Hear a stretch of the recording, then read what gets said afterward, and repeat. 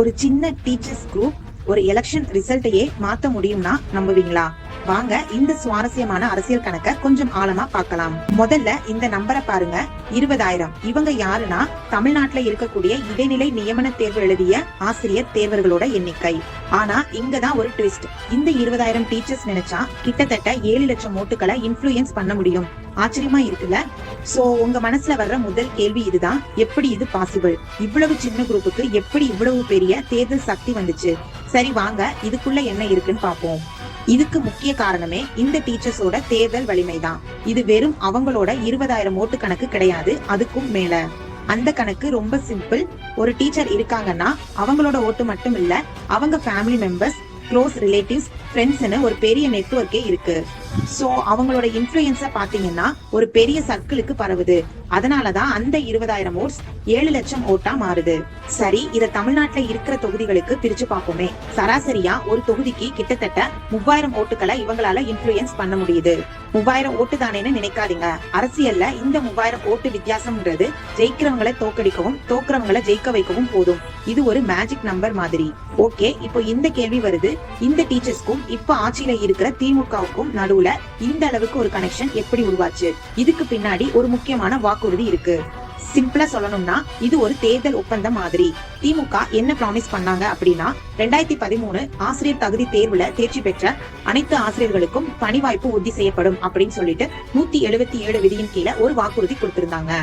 அதுக்கு பதிலா இந்த 20,000 டீச்சர்ஸும் அவங்களோட முழு சப்போர்ட்டையும் திமுகவுக்கு கொடுத்தாங்க. ஒரு கிவ் அண்ட் டேக் பாலிசி தான். அதுவும் ஏதோ பேருக்காக கொடுத்த சப்போர்ட் இல்ல. திமுக ஆட்சிக்கு வரதுக்கு இவங்க ஒரு பெரிய பில்லர் மாதிரி நின்னு வேலை செஞ்சிருக்காங்க. அவங்களோட முழு பலத்தையும் தேர்தல்ல காட்டியிருக்காங்க. ஆனா எலெக்ஷன் முடிஞ்சு திமுக ஆட்சிக்கு வந்ததும் கதை அப்படியே தலைகீழா மாறிடுச்சு. கொடுத்த வாக்குறுதி காத்துல பறந்துடுச்சு. ஆதரவு இப்போது போராட்டமா வெடிச்சிருக்கு. இங்க பாருங்க, தேர்தல் ஜெயிச்சாச்சு. ஆனா 1 வருஷம் இல்ல 2 வருஷம் இல்ல, கிட்டத்தட்ட 4.5 வருஷம் ஆகியும் அந்த வாக்குறுதி நிறைவேற்றப்படவே இல்ல. இது அந்த டீச்சர்ஸ் மத்தியில ஒரு பெரிய ஏமாற்றத்தை உண்டாக்கிடுச்சு. பொறுத்து பார்த்தாங்க, கடைசியில போராட்டத்துல இறங்கிட்டாங்க. தங்களோட கோரிக்கைய முதலமைச்சர் கவனத்துக்கு கொண்டு போனோம் அப்படின்னு சொல்லிட்டு பிப்ரவரி 2025 இருந்து இப்ப வரைக்கும் கிட்டத்தட்ட 10 மாதங்களா ஒரு பெரிய போராட்டமும் கவன ஈர்ப்பும் கொண்டு வந்துட்டு இருக்காங்க. 10 மாசம் போராட்டம்னா சும்மாவா? கண்டிப்பா கவர்மெண்டோட கவனத்துக்கு போயே ஆகணும். அப்படிதான் அரசாங்கம் தரப்புல இருந்து ஒரு பதில் வந்தது.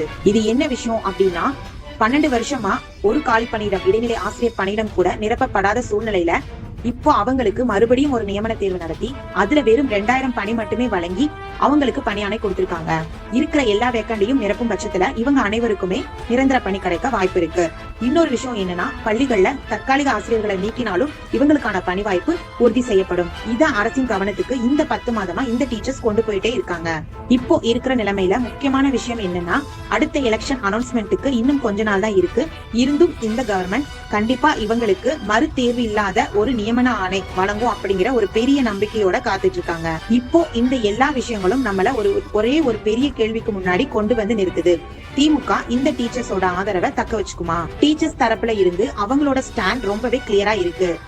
நீங்க எங்க கோரிக்கையை நிறைவேற்றுங்க, நாங்க முன்ன விட இன்னும் பெரிய சப்போர்ட் பில்லரா உங்களுக்கு இருப்போம்னு சொல்றாங்க. கடைசியில நாம எங்க ஆரம்பிச்சோமோ அங்கேயேதான் வந்து நிக்கிறோம். அந்த சக்தி வாய்ந்த அரசியல் கணக்குக்கு, அதாவது ஒரு தொகுதிக்கு 3000 ஓட்டுன்றது ஒரு தேர்தலோட தலையெழுத்தவே மாத்தக்கூடிய சக்தி. அப்போ கடைசி கேள்வி இதுதான், திமுக இந்த முக்கியமான கோரிக்கைய மறு தேர்வில்லாத பணியானைன்ற கோரிக்கைய இந்த 20,000 டீச்சர்ஸ்க்கு வழங்கி அவங்களோட ஆதரவை மறுபடியும் வாங்குமா இல்லையா? எலெக்ஷன் நெருங்கிட்டு இருக்கு, பதிலுக்காக நாமும் வெயிட் பண்ணுவோம்.